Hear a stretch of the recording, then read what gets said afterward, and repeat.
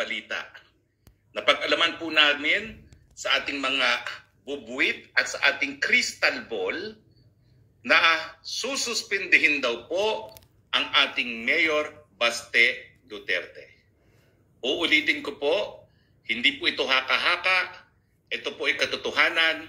Sususpindihin na raw po ang Mayor Baste Duterte at i-issue ang suspension order matapos ang araw na ito kung saan nagtungo po sa Davao si PBBM. Sususpindihin po nila ang ating Mayor Baste Duterte. So, manahimik lang si Sara. Dapat tanungin kung bakit. Unang nasuspinde ang gobernador ng Davao del Norte dahil sa maisog. Halata na Mayor Mark Crama dahil sa maisog. At ngayon naman, siyempre, dahil rockstar ang Mayor Baste Duterte sa lahat ng maisog rally at siya po talaga ay mainstay ng maisog rallies, si Mayor Baste Duterte ang isususpinde. Hindi lang po yan dahil sa maisog. Yan po ay mensahe sa lahat ng mga tagasunod ng mga Duterte.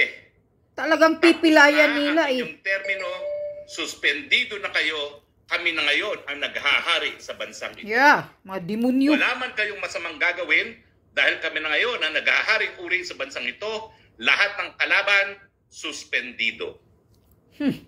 Matapos po nilang ipasara at supilin ng SMNI na tanging telebisyon na siyang naghahayag ng mga punto de vista ng dating Presidente Duterte, ngayon naman po, sinampulan na ang pamilyang Duterte at ang mensahe, simula pa lang yan. Correct. Susunod na dyan ang Aresto kay PRRD at siyempre, dahil hinabol nila si VP Sara, ang pagpapakulong kay VP Sara para sa ganon, habang silang dalawa ay nakakulong sa dahig, pwede nang ma-impeach ang Inday Sara at palitan. Sinong ipapalit? Siyempre, yung nagnanais maging presidente, si Tambaluslos. Simula na po ang panunupil ng karapatan ng mamamayang Pilipino na pumili ng kanilang mga leaders. Kung akala po ng Marcos administration na ang ginagawa nila ay tinitira lamang po ang mga Duterte, hindi po. Dahil sa kanilang panunupil ng karapatan malayang pananalita, dahil po sa kanilang pagsususpinde sa mga Duterte na siya lamang nag-a-articulate lamang, nagsasalita ng adhikain ng mga mamamayan na napakahirap na ng buhay dahil sa mataas na bilihin, napakahirap na ng buhay dahil sa mababang sweldo. Anong ginagawa ninyo? Linulustay niyo pa ang salapi ng bayan para amendahan ang saligang batas ng kayo po ay manatili sa kapangyarihan habang buhay. Yan po ang krusada ng mga Duterte. Hindi po ito laban ng Duterte, laban sa mga Marcos. Ito po ay laban ng sambayan ng Pilipino, laban sa pamilyang Marcos na talaga namang pong inuulit ang ating kasaysayan at magpapasasa sa pwesto habang buhay dahil ang nais nila bumalik ang good old days at ngayon nakikita naman natin lantaran ng nakawan sa gobyerno, lantaran ng smuggling. Lantaran na rin po ang cronyism. Inuulit lang po nila ang kasaysayan na mga nangyari nung panahon ng diktadoryang Marcos. Kaya nga po, ang sigaw ng marami, itong Marcos Jr., adiktadura. Diktadura na adik pa. Adik dahil meron nga po mga paratang at mga ebidensya na siya gumagamit ng pinagbabawal na gamot, suspensya pa lang, pero hanggang ngayon, wala pong pagsisinungaling. Wala pong denial. Ang meron lamang ay isang tawa at isang sabi na I will not even dignify that with a response. And yet, nandyan po ang Nikki Cosseteng na nagsasabi na kanilang mga kabataan alam po nila na gumagamit din ng presidente. Nandyan po ang Fidelix na meron palang confidential informant na nakita at meron mga larawan na gumagamit ng pinagbabawal na gamot. Hindi lang po talaga korupsyon ang problema sa Marcos Jr., gaya na naging problema kay Marcos Sr., hindi lang po cronyism ang problema sa Marcos Jr., gaya na naging problema ng Marcos Sr., meron pa pong isa, yung suspecha ng marami na siya po ay adik. Correct. Suspetsa nga lang po yan. Pero ano magagawa natin? Di na yan suspitsa. Denial. Di ba po, kapag ikay pinaratangan, dapat mag-deny ka? Ngiwi-ngiwi nga ang bunganga eh. Magbigay ng patunay. Obvious yan lang naman ba? po hinihingi natin. Magkaroon po ng drug test na hair follicle. Dahil yan po talaga, walang kaduda-dudang basihan kung ikaw ay gumagamit ng pinagbabawal na gamot. Kaya nga po, bukod pa sa korupsyon, bukod pa sa pag-abuso sa kapangyarihan, bukod pa doon sa panunupil ng karapatan, bukod pa doon sa pagbabagoy sa ating saligang batas. Ngayon po, nandiyan pa ang pagdududa na baka wala siya sa tamang isipin na kinakaladkad tayo sa gera kung saan napakadaming Pilipino po pwedeng mamatay dahil ang gera po ngayon hindi na po baril at bala lamang, nuclear na. Lalong-lalo na pinayagan ng Marcos Jr. ang pagdideploy ng mid-range missile launchers na naging dahilan kung bakit kamuntik nang magkaroon ng nuclear war sa panig ng Amerika at ng Cuba. Ang tanong, mga kababayan kong Pilipino, ano pong gagawin natin? Uulitin ko po, ang pagsuspinde kay Baste Duterte ay hindi lamang po pag-atake sa mga Duterte. Ito po ay atake sa lahat ng mga Pilipino na hindi sasang-ayon sa patakaran ng gobyernong ito po. Ito po ay panunupil sa lahat ng magsasabi na walang basihan ang panunupil ng kalayaan ng malayang pananalita. Ito po ay panggigipit sa lahat ng kinikilalang kalaban ng gobyerno. Hindi na po bale na kung sa isang demokrasya, importante po ang check and balances, ang pagkakaroon ng oposisyon. Hindi po sila papayag na hindi lahat ay kumakanta ng ang bagong lipunan at ngayon po ang bagong Pilipinas. Bagamat anong bagong Pilipinas? All-time high ang presyo ng bigas. All-time high ang bagsak ng peso. All-time high din ang inflation. Bagamat yan po ay problema, ang nais nila, walang pupula. Lahat sasambahin ang makapangyarihang pangalan ng Marcos.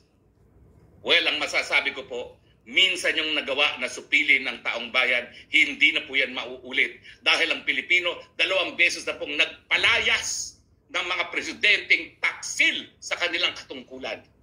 At makakatikim po kayo ng hagupit ng taong bayan dahil hindi na po papayag na masupil muli ang karapatan ng taong bayan, hindi na po mapapayag ang taong bayan na mabaliwala ang soberenya na nakasalalay po sa kamay ng taong bayan at magdidesisyon po sila para kayo po ay gaya ng nangyari sa inyong ama, paalisin sa inyong pwesto at sabi ng Korte Suprema po, kapag ang taong bayan na naghusga na palayasin sa pwesto ang mga taksil sa kanilang sinupuang katungkulan ng mga presidente, yan po ay konstitusyonal. Kaya po kinilala nila ang administrasyon ng dating presidente Cory Aquino. Now sa pinanggalingan, correct. So yan, ha?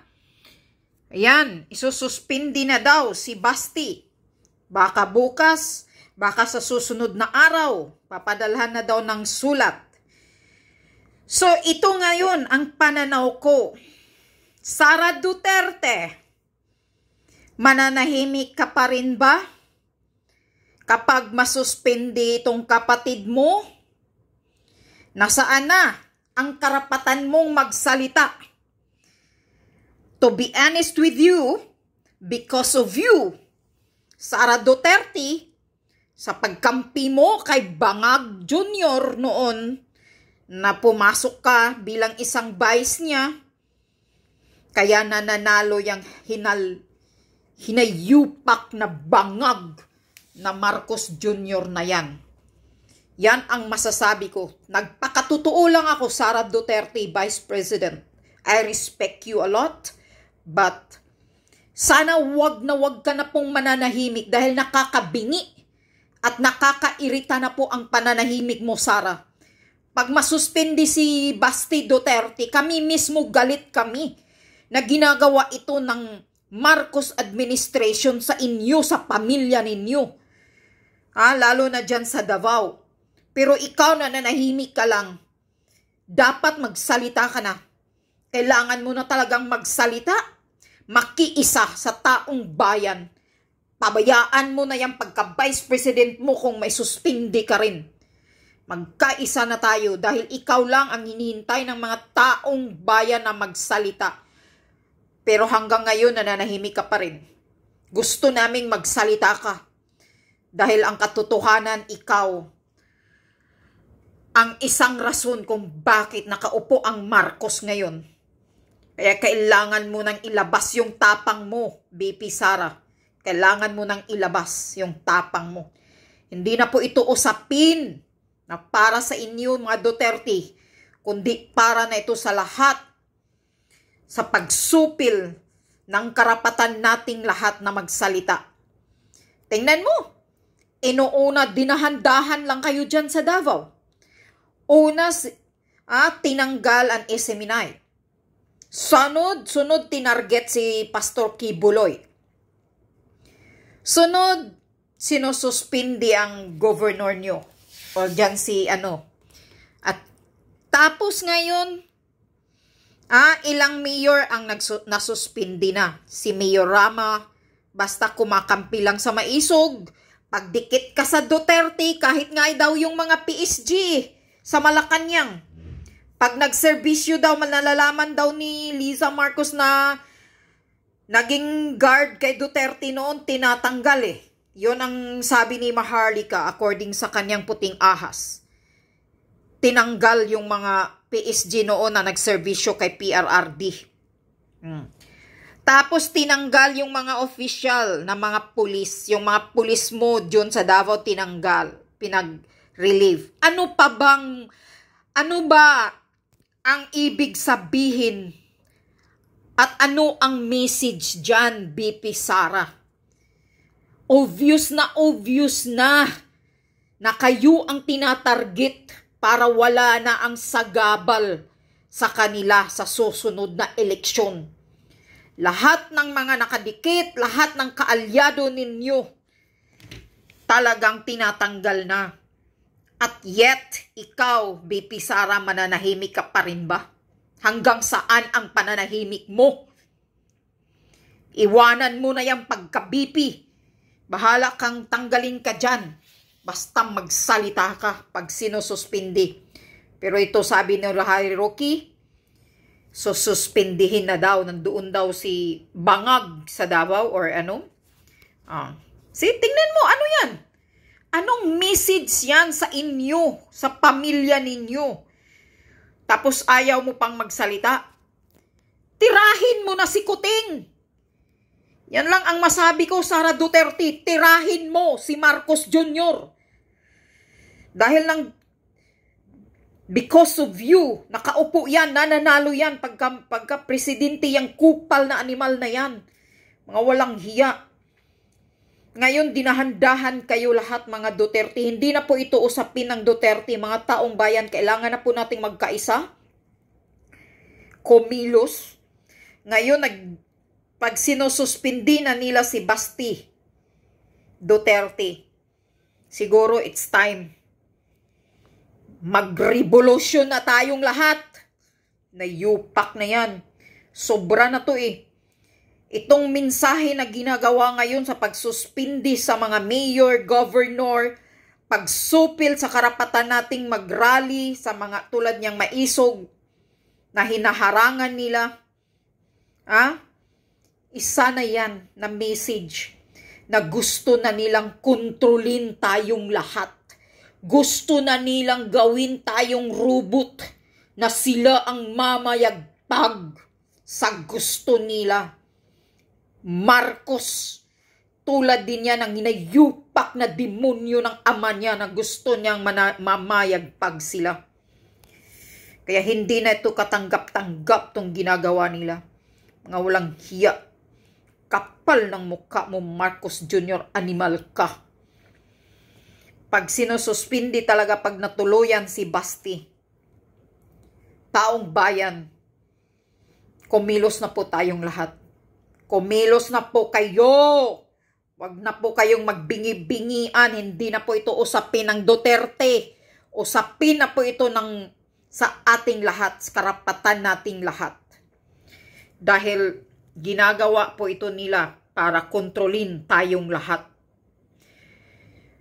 Wala na tayong maaasahan sa gobyernong ito pag hindi tayo kikilos. Wala na tayong maaasahan. Mga bilihin, sobrang mahal, wala na silang pakialam, mga manhid ang mga hinayupak. Kahit sobrang mahal, maraming nagugutom, nag-concert pa sa Malacanang, kahit linggo-linggo ang mga hinayupak.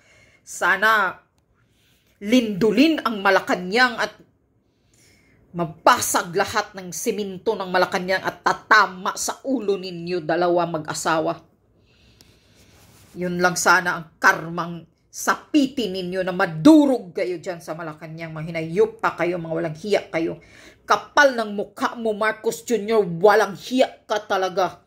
Talagang wala kang utang na loob, hinayup pa ka.